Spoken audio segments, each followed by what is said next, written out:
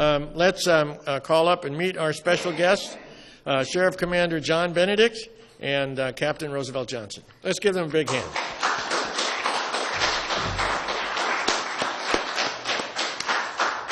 Thank you, sir. Hi, everyone. Thanks for having me here. I'm Roosevelt Johnson, your Chief of Police here for the City of Santa Clarita, and the captain here at the Santa Clarita Valley Sheriff Station. It's actually an honor to be here. Alan, thanks a lot for reaching out and asking me to come here again.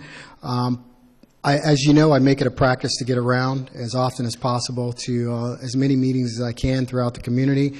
And I'm available to go out to any of the homeowners association meetings and all the others as well to make sure that you guys know that we're doing everything possible to make sure that we work together and partner with you as a community to make sure that this valley remains safe. Overall, I'd like to tell you that so far this year, crime is actually down by about 2% from where it was this time a year ago. I know that number is not a big number, but the reality of it is anytime that crime is down, we're going to take credit for it and be happy that it's down. Last year was a year that we saw significant traction in terms of the crime with it spiking a little bit. We saw in this valley, we saw the homicide rate increase more than it's been in quite a long time. When looking at that number and some of the things, we tried to find what the commonalities were and looking for commonality so that we can find out how we can solve that problem. We noticed that a significant number of the deaths, the homicides here in the valley, at least 8 of them, were domestic and family violence related. So as a result of that, we convened a task force both with the city, the unincorporated area, as well as the Domestic Violence Center, the Child and Family Center, brought representatives together both in this valley and from outside of the valley to sit down at the table, and we created what's called a DIVERT task force, and what that stands for is Domestic Intervention Violence Education Resource Team.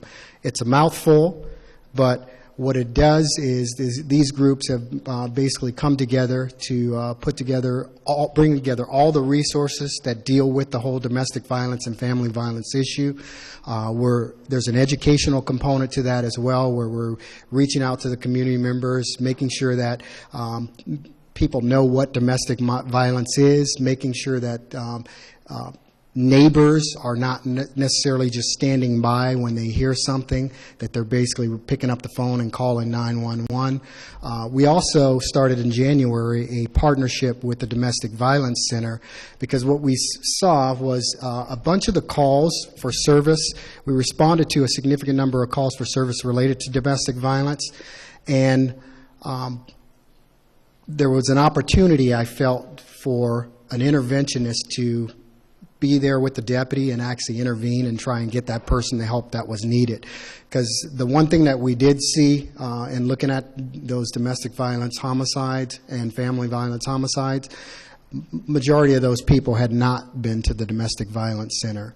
So we partnered a domestic violence advocate to ride with the deputy sheriff on the busiest times, which is the evening hours. They're doing that Monday through Friday.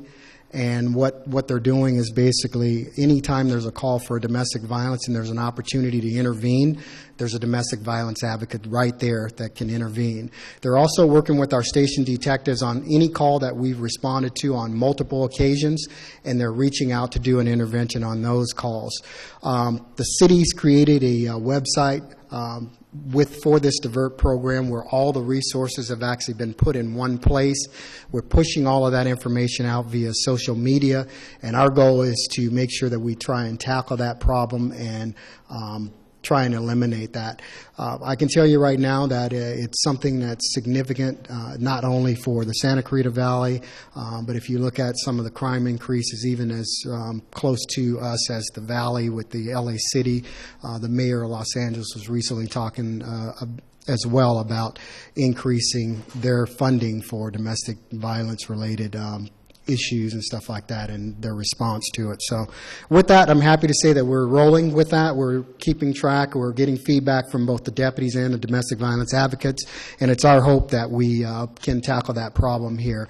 So far this year, our numbers have actually come down, but we've also seen a lot more referrals to the Domestic Violence Center. The one other thing I'd like to talk about as well is in July of last year, the sheriff Sheriff McDonald recognized there was a need in this North County area, which includes Santa Clarita Valley and the Antelope Valley, for mental evaluation teams. And what that does is 38% of the calls related to suicides and things related to mental illness are up here in the North County area, in the Santa Clarita Valley, Palmdale, and Lancaster area. Yet we did not have mental evaluation teams, which is basically a clinician and a deputy that's assigned to deal with mental illness issues, assigned up here into the valley. So the sheriff implemented that in July of last year. We have 3 teams on the ground here for 7-day-a-week coverage. And what that does is it really helps the patrol deputies here in the Santa Clarita Valley and Antelope Valley. So if they get a call for service dealing with a person that needs to be committed for a 5150 hole, which is the Welfare and Institution Code for someone with a mental illness that needs to get some help for 72 hours, what traditionally happened was a patrol deputy would have to take that person to either Henry Mayo Hospital or out of this valley to Holy Cross, and they're gone for 2 or 3 hours at a time, so you're taking deputies out of the field. This team will now be called, and they come out, and they'll relieve the deputies of that responsibility, and they take hold of that person, take them out to the valley. The patrol deputy can get back to handling calls for service, and the mental evaluation team also follows up with that patient and continues to monitor and track their to make sure they get the services that they need. So that's been a tremendous boost for what we've done here in the Valley dealing with the mental illness. And there's a request right now that's being made to the Board of Supervisors to increase the funding for that even further, so we anticipate to get additional teams out here. There was a question, Mr. Ferdman asked a little bit about the news stations. Yes, we are in negotiations and talks with the city and the county about funding for a news station. There is talk about where that station's going to be built. Of course, the city manager, you heard the city manager and the mayor tell you that there's talks to build a new station closer to the center of this valley, which is a full-service regional station on Golden Valley Road. The reality of it is, if you have not read the Santa Clarita Valley Area Plan, you need to read that area plan. That plan was put together quite a few years ago, and it talks about the growth that's planned for this entire Santa Clarita Valley. The population in this valley is supposed to double at some point in time, okay? So we all know that not only is there a current need for one station, there's going to be a need for 2 full-service sheriff stations up here in the valley. So we can't get distracted about the talks and things about, where we're looking at for just one station. We need to be long-term and strategic in our thoughts and our plans, and that's what we've been focused on all along, about making sure that when we talk about construction of stations, we're not just planning for right now, we're planning for the future. Additionally, there's a plan in the north end of this valley as well, called the Centennial Project, that at some point in time will also get some traction, and there's going to be a need for a 3rd sheriff station up here in the Santa Clarita Valley. So there's a lot going on and a lot of moving pieces. I am happy to report, though, that we are definitely very close. We've had meetings as recently as a couple weeks ago with the unincorporated area, got meetings set up with the city as well. Everybody's going to be coming to the table to talk about the funding and how we're going to get and make that happen, make it a reality. Last thing I'll finish with is the deputies up here are doing some tremendous work on all the different teams that we have up here. We have juvenile intervention teams up here in the valley that are focused primarily on dealing with the drugs and trying to keep drugs out of this community. They're educating the community. They're also working with the school district hand in hand through the Defiant program, which we've seen grow tremendously, and that's a peer-on-peer program where kids put pressure on each other to live a drug-free life. that program has been tremendously successful out here in this valley, and we're really proud of it and the J team and the work that's being done. We started a community academy, of which I think there are at least a couple people, or at least someone in the room back here that's in the community academy. It's an 8-week program designed to get community members involved and to learn a little bit about your sheriff's department. It involves going on a ride-along. I think just yesterday you guys went on a tour of the jail, the North County Correctional Facility, and it'll also put the members through a shooting simulator, which is always an eye-opening experience for most members of the community when they get into a situation similar to what a deputy faces, where you have to make a split-second decision. It really gives you a different appreciation for what the deputies have to deal with on a regular basis. So we're really proud of that program and glad that the community members are taking advantage of it. With that, I will introduce to you, the Sheriff's Department has 18,000 employees, and 9,000 plus of those are sworn employees, and the other 9,000 or so are professional staff employees.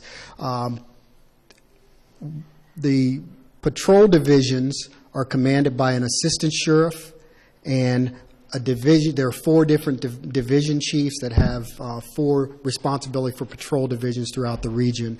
Santa Clarita Valley Station is one of 5 patrol stations in North Patrol Division that's commanded by Chief Jacques LaBerge, who used to be the captain here at Santa Clarita Valley Station, a couple of captains removed. We're happy today to have each division also has 2 commanders, 2 area commanders that help the chief in making sure that the 5 patrol stations get the attention that they need, all the paperwork that's generated through those, all the community concerns. The commanders support the captains in their efforts in doing that. So we're happy to have tonight Commander John Benedict with us, and I'll call John up here and introduce him. John's been on the Sheriff's Department for 35 years. He's worked patrol assignments at Malibu Lost Hills Station, also worked patrol assignments at West Hollywood Station. He was recently the commanding officer of Altadena Station, the captain there, and then he was the captain of Twin Towers Correctional Facility before getting promoted to commander and joining North Patrol Division. I will say he's returning to the division because John had, as a lieutenant, he worked at our headquarters when this division had 7 or 8 stations in it, in the division, and then they've since shrunk that, but he was a lieutenant up there, had the same job, and I replaced him as a lieutenant at one point before promoting and coming here. But we're really happy to have John back in this division. He's a wealth of knowledge, and he's very familiar with this division. So with that, I'll turn it over to Commander John Benedict.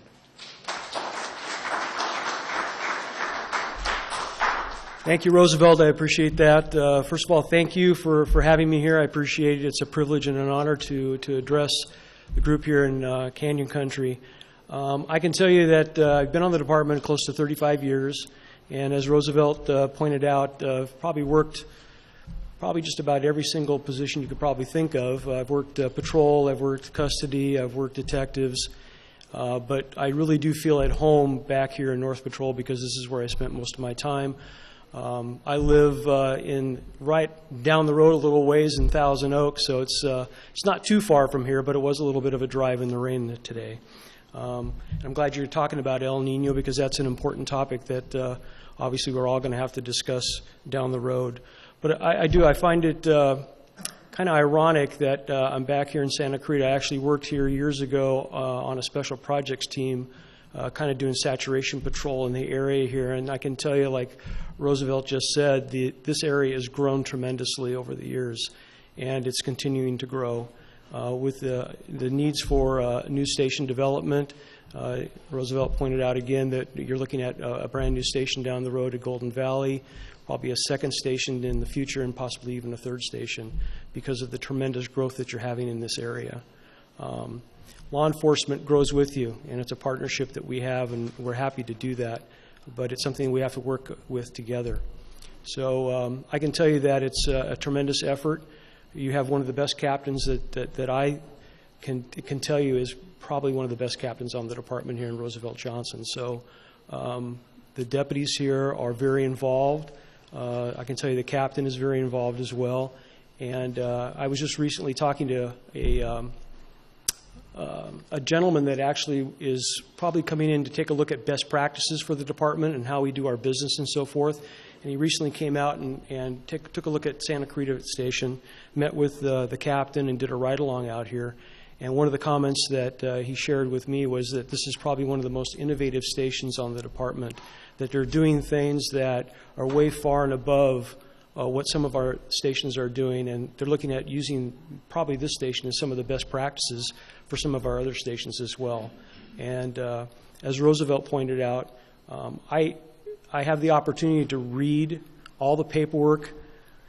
Some of it's good, some of it's not so good, right, that comes out of the stations. And I can tell you this station has some of the best administrative work that comes out as well. But there's a lot of work that comes out of the station. It's a very, very busy part of the county. But it's managed very well. You have that's my opinion, and I'm only having been here for about 4 or 5 months within the division, I think I come in with a pretty fresh eye and with an idea of comparability to some of the other stations that we have around some of the other divisions. And quite frankly, this is one of the best run stations, in my opinion. And I'm not saying that just because. It's absolutely true. And the other part of it, too, is the partnership that's been developed here through the leadership of the captains, both Roosevelt Johnson and those in the past. I think we've developed a very good relationship with and partnership with the community. And we all know it's almost a cliche. The fact of the matter is that we could not do this without your help. We absolutely couldn't police these streets and do the things that we do without citizen involvement and citizen help. So I thank you for that, and I thank you for the opportunity to serve here in the Santa Clarita. If you have questions of me, I'd be happy to answer those. I know you got a microphone up there, and hopefully Roosevelt can help me out because I am kind of short on this. But is it okay if we open it up for questions? Okay. Any at all?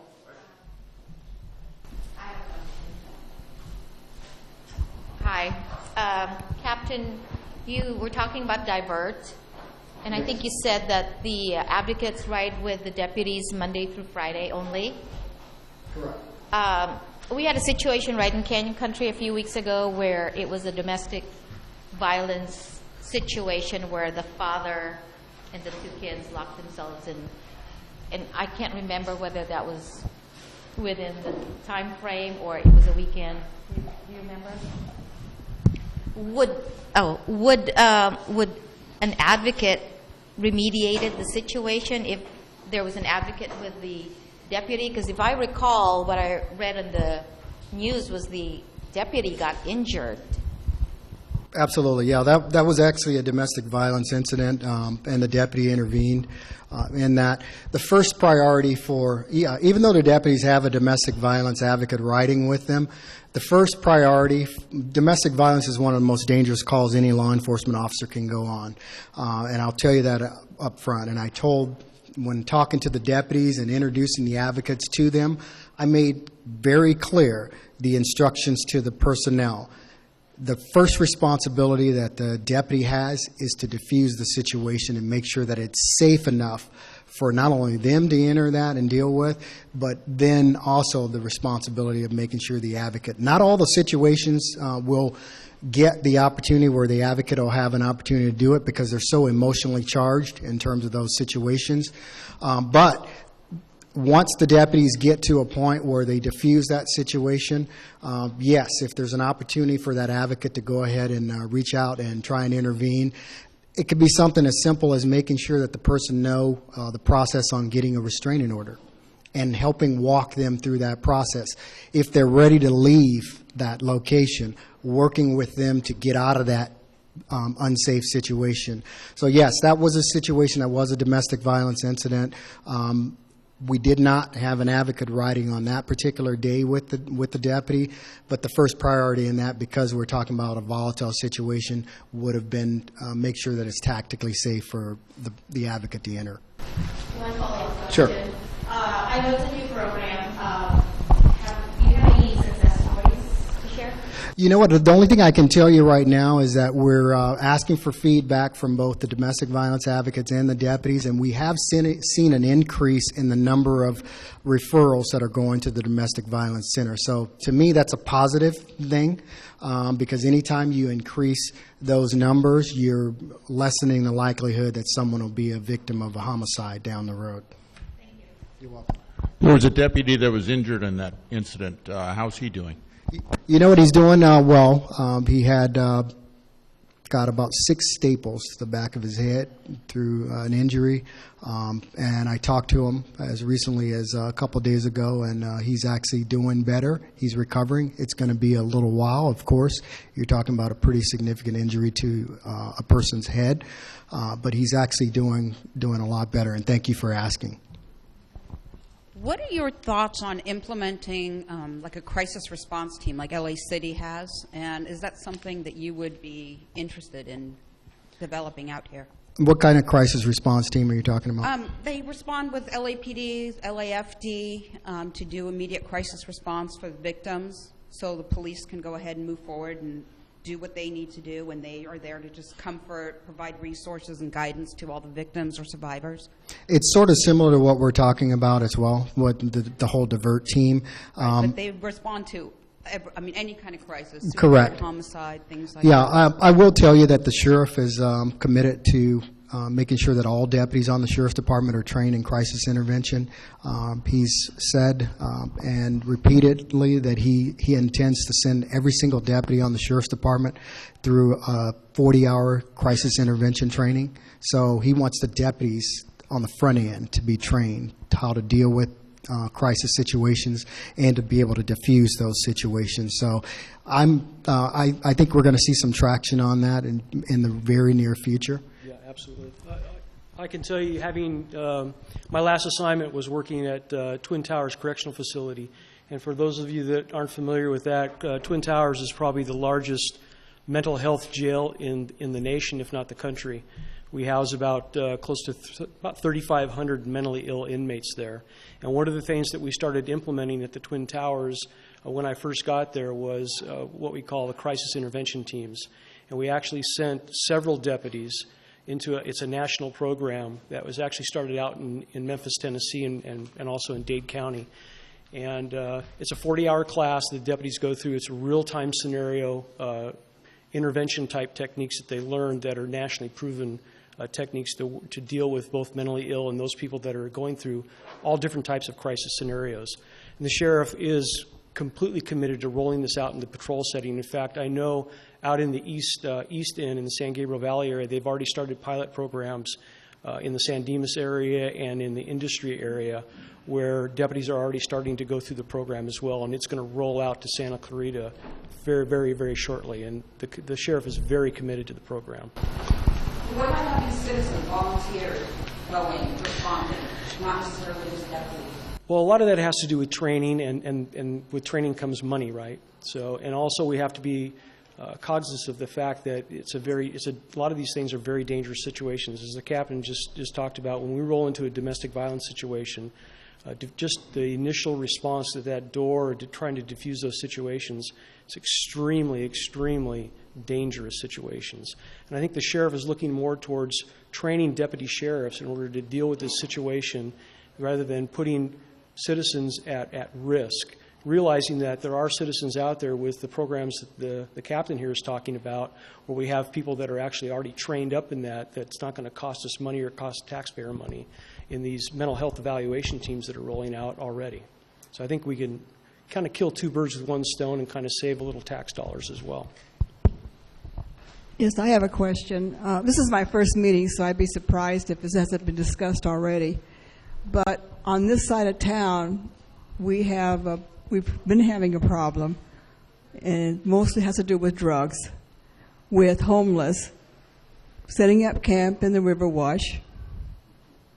I'm sure aware of it. I also had a couple try to set up camp behind my house, so that was taken care of right away. But what's the latest on that? I mean, are you guys putting heat on them and pressure on them to get them out of here? Because we're having petty thefts and all the other Right. stuff going on, They tend to go into to a house here and there, crash for a while, take their drugs for a couple of days, and then they're back out there again. They won't go to the homeless shelter because they would have to follow rules they don't want to follow. And we're talking about 30-some-year-olds and around that area. And these individuals have been raised in this town since they were babies, practically, so they're very familiar with the trade. Right. First and foremost, I'll tell you, everywhere that I've gone around in this community in the 2 years that I've been here, that was the homeless issue was a primary issue that was discussed by community members throughout this valley. I can tell you that we've made a significant effort to do some outreach and get those folks the help that they needed. It's not illegal to be homeless, and we don't want to advocate in any way that it is. So it's our goal to work with our partners that are the folks from the Department of Mental Health, folks from the agencies that Bridge to Home, work with the churches, the faith industries, and all the others to bring all these partners together. And what we were doing, and we've been doing this for quite some time, we identified at one point there were about 18 encampments that were in the Santa Clara riverbed. And what we did was we actually went into the riverbed regularly. I mean, we were in there probably like every couple of weeks with teams of deputies and folks from all these different organizations offering the help that's actually needed so that people can get it and come out and be productive and get back in the mix with the environment. Of course, I'm going to tell you right now, if you're doing anything illegal and it's not going to be tolerated. And so those things are not necessarily tolerated, and we're enforcing the law as well. But we also have to be very, very careful that we're not criminalizing the fact that someone is actually homeless. That's something that we're working with all our partners to try and get the resources available so that these folks can get the help they need. I did see our newest commander who walked in the back of the room, so you got a treat. You didn't just get one commander from the division. Here's Commander Blaine Bolin, who drove all the way up here from Lomitas area. So welcome, Blaine. Blaine's been on the department for about 30 years, and he's worked a significant number of assignments in patrol at Carson Station, most recently the commanding officer for Lomita Station before being recently promoted to commander, taking over as an area commander in North Patrol Division and working with John. So we're happy to have Blaine Bolin in the back as well. Yes, we've had quite an increase in crime in our area, right on our own block, and also with drugs, meth houses, that sort of thing. Can you touch on Proposition 47 and what that might be doing to this particular type of issue? Yeah, I can tell you that obviously it's personal in your area in terms of the crime and stuff like that that's happened in your neighborhood, and we're working very closely with the community members. We've been in your neighborhood on multiple occasions talking about Nextdoor and the programs that are in place, social media, to basically expand what used to be viewed as the neighborhood watch. That's a new way of doing it, making sure the neighborhoods sign up for Nextdoor, which is a communication tool for neighbors and for the department to communicate with things about things that are going on in your neighborhood. I can tell you right now that the deputies are out making arrests related to drugs, and I can't say that the drug crime is actually increasing here in the area, and I see the numbers all the time. I can tell you for a fact that we are making a dent in that. But you asked a question about Prop 47. For those of you that are not necessarily familiar with it, Prop 47 was passed in November, about a year ago. And what happened with Prop 47, that reduced a lot of the crimes that were simple possession of methamphetamine, cocaine, and other drugs that were scheduled as felony crimes, were reduced to misdemeanors crimes.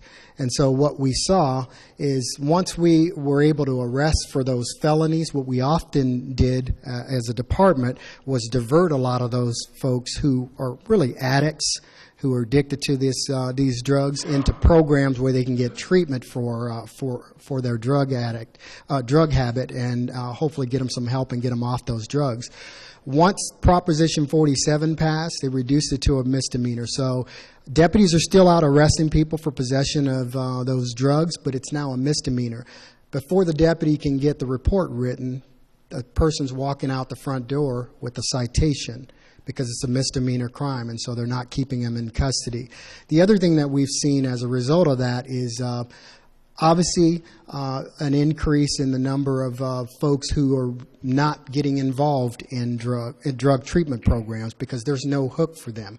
There's no need for them to get in a drug treatment program because they don't have that felony and the potential of doing any jail time hanging over their head. And we all know that there's a direct correlation between the folks who are using drugs in terms of going out there and committing thefts to support their habits. So it's an unfortunate thing. I can tell you that we as a department are tracking all Prop 47 related arrests, and the sheriff himself has basically made it a point and said, Sheriff McDonald, that he intends to look at ways that he can overturn portions of the law. He knows that he can't do the entire thing without taking it back before the voters, but his goal is to capture all these statistics, use this data, and take this to try and get legislation in place to try and overturn portions of that law so that we can have some teeth in what we're doing in terms of this whole enforcement thing, getting people the treatment that they need to get them off the drugs in the first place.